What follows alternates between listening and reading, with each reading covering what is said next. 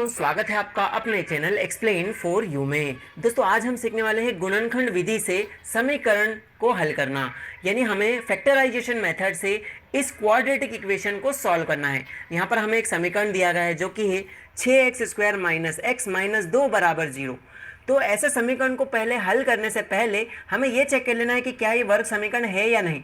वर्ग समीकरण क्या होता है? जो कि ax² plus bx plus c बराबर 0 की शक्ल का होता है, मतलब इस फॉर्मेट में होता है। तो पहले हम तो चेक कर लेते हैं कि ये और ये फॉर्मेट सेम है या नहीं। तो ए बी सी कोई भी नंबर हो सकते हैं और x² और x यहाँ पर वेरिएबल्स हैं। तो इसको और इसको मैच करके देखिए क्या इस शक्ल का ये इक्वेशन है। जब भी तो हम इसे गुणनखंड विधि से हल कर सकते हैं, क्योंकि गुणनखंड विधि वर्ग समीकरण पर लगती है। अगर ये वर्ग समीकरण के सामान्य स्वरूप को संतुष्ट करता है तो फिर हम इसे हल कर सकते हैं। तो देखेंगे x² है, हाँ सर यहाँ x² है, आगे कोई भी नंबर a हो सकता है, तो यहाँ पर कोई भी नंबर मतलब 6 है, ठीक है, तो वो a की वैल्यू हो गई। अब एक x होता है जो कि सिंगल पावर वाला होता है, तो हाँ सर x भी है, उसके आगे कोई नंबर b होता है, यहाँ पर कोई नंबर नहीं तो हम 1 लिख लेते हैं क्योंकि सबका मालिक 1, इसीलिए हम किसी भी नंबर के आगे 1 लगा देते हैं, क्योंकि 1 से इंटू करने से वो नंबर चेंज नहीं होगा। अब एक ऐसा नंबर प्लस c है, यानी कि एक ऐसा नंबर जिसके पास x का वेरिएबल है नहीं, यानी कि सिंगल c। तो यहाँ पर एक सिंगल नंबर आपको दिख रहा होगा माइनस का 2, जिसके पास x है ही नहीं, और बराबर दिखेगा और एक 0 दिखेगा। तो जी हाँ दोस्तों, ये वर्ग समीकरण के सामान्य स्वरूप को फॉलो कर रहा है, मतलब ये क्वाड्रेटिक इक्वेशन के स्टैंडर्ड फॉर्म को फॉलो कर रहा है। अगर ये फॉलो कर रहा है, मतलब ये दोनों एक जैसे दिखते हैं, तो इसका मतलब हम यहाँ पर ये गुणनखंड विधि अप्लाई कर सकते हैं। तो चलिए अब इसे हल करते हैं। तो दोस्तों मैंने आपको यह तो बता दिया कि किसी समीकरण को कैसे पहचानते हैं कि वो वर्ग समीकरण है या फिर नहीं। हमने इसकी तुलना वर्ग समीकरण से कर ली तो हमें पता चला जी हाँ ये क्वाड्रेटिक इक्वेशन है। अब हमें इसे गुणनखंड विधि से सॉल्व कर लेना है। तो करते हैं।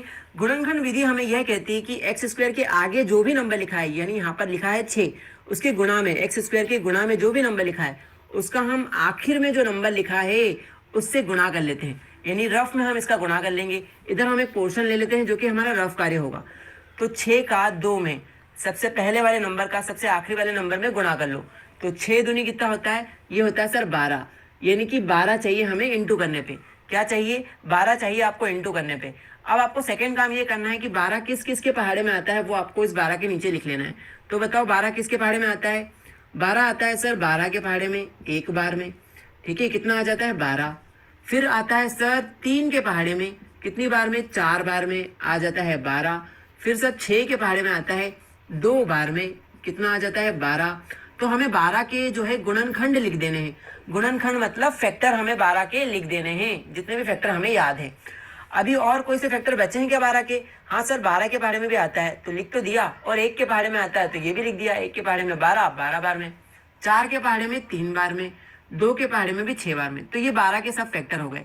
सर 12 के सारे फैक्टर निकालने के बाद हम क्या करें? अब आपने ये जो फैक्टर यहाँ पर निकाले हैं, जैसे 12 और 1, ये एक फैक्टर बन रहा है। 3 और 4 यानी 3 चौक 12, तो 3 और 4 का एक फैक्टर मिल गया। 6 दूनी 12, तो 6 और 2 का एक फैक्टर मिल गया। तो अब आपको ऐसा फैक्टर बनाना है जिसको जोड़ने घटाने पर बीच में जो भी अंक लिखा है x के गुणा में, सिंगल x के गुणा में 1 है, तो 1 आना चाहिए। देखो जोड़ते हैं या घटाते हैं? जोड़ने या घटाने पे आना चाहिए। 12 और 1 इसको जोड़ोगे तो 13 आ रहा है, लेकिन बीच में 13 नहीं लिखा, ठीक है। अब घटा के देखते हैं। हमने क्या बोला है? या तो जोड़ो या घटाओ, बीच वाला टर्म आना चाहिए। 12 में से 1 गए तो 11, यहाँ पर 11 नहीं लिखा, मतलब ये पहला वाला फैक्टर तो क्रॉस कर दो, ये हमारे किसी काम में नहीं आया, क्योंकि हमें गुणा करने पे तो 12 चाहिए था और ये सभी फैक्टर्स गुणा करने पे तो 12 दे रहे हैं, लेकिन जोड़ने या घटाने पे मिडल टर्म आनी चाहिए, बीच का जो पद है वो आना चाहिए, जो कि 1 है, जो कि यहाँ पर जोड़ने और घटाने पे नहीं आया। 12 और 1 फैक्टर बन रहा था, वहां पर नहीं आया। दूसरा फैक्टर देखेंगे, 3 और 4 को जोड़ेंगे, 3 चौक 12 हो रहा है ना, तो अब इनको भी देखेंगे ये मिडल टर्म में आ रहे हैं कि नहीं जोड़ने घटाने पे। 3 और 4 कितने होते हैं? 7, तो 7 तो यहाँ सर नहीं लिखा। अब हम एक बार इनको घटा के देखते हैं। 4 में से 3 गए, 4 में से 3 गए तो सर 1 बचता है। तो यहाँ पर 3 और 4 के फैक्टर में हम ऐसा लिख सकते हैं 4 माइनस 3, 4 में से 3 गए तो 1 बचेगा, तो ये वाला फैक्टर हमारा काम कर जाएगा। तो हमें 4 और 3 वाला फैक्टर ले लेना है, ठीक है। तो अब हम यहाँ पर क्या करेंगे? ये सब हमने रफ में चेक किया कि हमारा कौन सा फैक्टर जो है बनेगा। तो देखो अब हमें क्या करना है। 6x² वैसा का वैसा ही, माइनस इस 1 को मैं क्या लिखूंगा? आप ही ने बोला फैक्टर बना के कि इस 1 को हम क्या लिखेंगे? 4 माइनस 3, क्या लिखेंगे 4 माइनस 3, 4 तिया 12 होता है ना, इसीलिए हमारा फैक्टर बन जाएगा। 4 में से 3 गए, ये एक वापस ऐसा कैसा ऊपर आ गया। तो इस एक को बस हमने चेंज कर दिया, एक को हमने लिख दिया 4 माइनस 3, क्योंकि 4 माइनस 3 भी एक ही होता है, तो ये हमने यहाँ से फैक्टर बना के लिख दिया। बाहर x है तो x लिख दिया, -2 बराबर 0, ये एज इट इज उतर गए जैसे कि तैसे। अब हमें क्या करना है, इस माइनस का और इस x का ब्रैकेट के अंदर मल्टीप्लाई कर देना है। तो 6x square -4x minus minus +3 का x में गुणा करेंगे तो +3x -2 एज इट इज, और 0 भी वैसा का वैसा ही। अब आगे हमें क्या करना है, ये दो टर्म और ये दो टर्म, मतलब ये दो पक्षों में से और इन दो पक्षों में से हमें कॉमन निकालना है कुछ। ठीक है, इसमें बताओ आप कौन सा पहाड़ा या कौन सा टेबल आप कॉमन ले सकते हो। सर 6 और 4 में क्या कौन सा टेबल कॉमन है, तो 6 और 4 जो है 2 के टेबल में आते हैं, तो 2 का टेबल कॉमन ले सकते हैं। और यहाँ पर देखो क्या चीज कॉमन है, ये एक्स स्क्वायर है और यहाँ पर एक्स है, तो सिंगल एक्स यहाँ से कॉमन जा सकता है, कॉमन ले लेते हैं।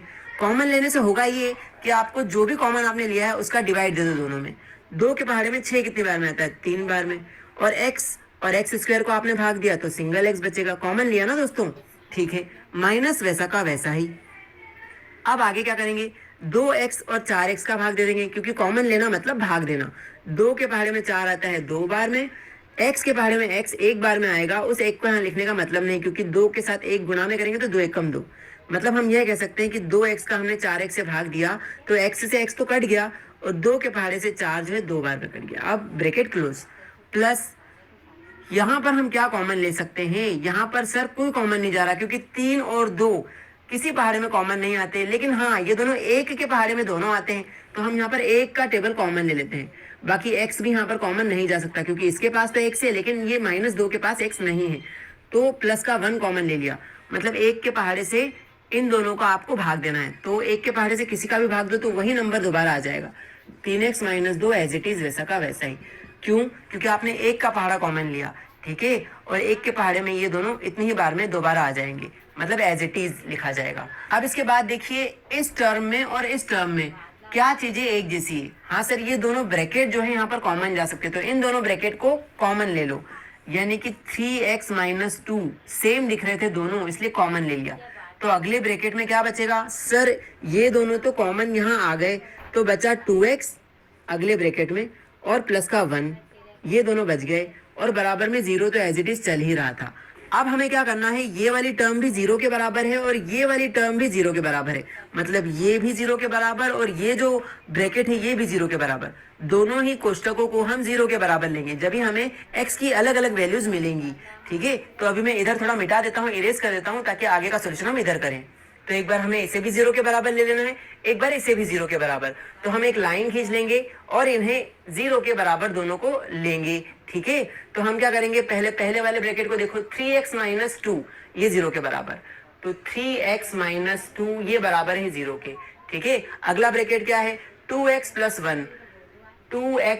1 ये भी बराबर है 0 के। अब हमें यहाँ से इन दोनों को अलग अलग सॉल्व करना है और x की वैल्यू बतानी है। तो चलो इस समीकरण को सॉल्व करते हैं। आपने कक्षा 8वीं 9वीं में इसको सॉल्व किया होगा, ऐसे समीकरण सरल समीकरण बोलते हैं इनको। तो इसे सॉल्व कैसे करेंगे, 3x यही रहेगा बराबर, उधर 0 है, तो हम क्या करेंगे, -2 उधर भेज देंगे, तो -2 उधर जाके हो जाएगा +2। ठीक है, अब हम क्या करेंगे, ये 3 और x आपस में गुणा में है, तो ये जो 3 है ये भाग में चला जाएगा, तो यहाँ बचेगा सिर्फ x बराबर 2, और ये 3 था ये कहाँ चला गया, जो x के पास था ये, तो ये 3 यहाँ से हटके भाग में चला गया, गुणा का था तो भाग में चला गया, तो एक वैल्यू हमारे पास आ गई। ये जो आपने समीकरण सॉल्व किया, इसमें देखिए पावर कितनी थी, x² मतलब कि 2, यानी कि x के 2 मान निकलेंगे, तो x का एक मान तो आपने निकाल लिया, दूसरा मान यहाँ से निकलेगा। देखिए 2x बराबर प्लस का 1 उधर जाके हो गया -1। अब यहाँ से आपको 2 को हटाना है, तो x बराबर -1, ये 2 यहाँ पर x के पास में गुणा में था, तो यहाँ से गायब होके वो भाग में चला गया, बराबर के उधर। तो यहाँ पर आपके 2 आंसर आ गए। ठीक है, जितनी समीकरण के हाईएस्ट पावर होगी आंसर उतने ही निकलेंगे। जैसे यहाँ पर 2 पावर थी, तो यहाँ पर x की 2 वैल्यू आई। अगर यहाँ पर x की पावर 3 होती, 3 घात वाला समीकरण होता, तो आंसर भी 3 आते, x की वैल्यू 3 बार आती। ठीक है, तो यहाँ पर ये दोनों इसके आंसर हो गए। तो इस प्रकार सॉल्व करते हैं दोस्तों गुणनखंड विधि। अगर वीडियो अच्छी लगी तो यार वीडियो को जरूर से लाइक करना, प्यार भरा जरूर से नीचे कमेंट कर देना कि आपको वीडियो कैसे लगी और आगे भी मैथमेटिक्स के ऐसे बेसिक वीडियोस आपको चाहिए या फिर नहीं। तो वीडियो देखने के लिए थैंक यू सो मच। और दोस्तों हाँ, अगर आपने इंस्टाग्राम पर फॉलो नहीं किया तो ये है हमारी इंस्टाग्राम की आईडी, तो जरूर से जाके हमारे इंस्टाग्राम पर हमें फॉलो कीजिएगा। तो थैंक यू सो मच दोस्तों वीडियो को पूरा देखने के लिए।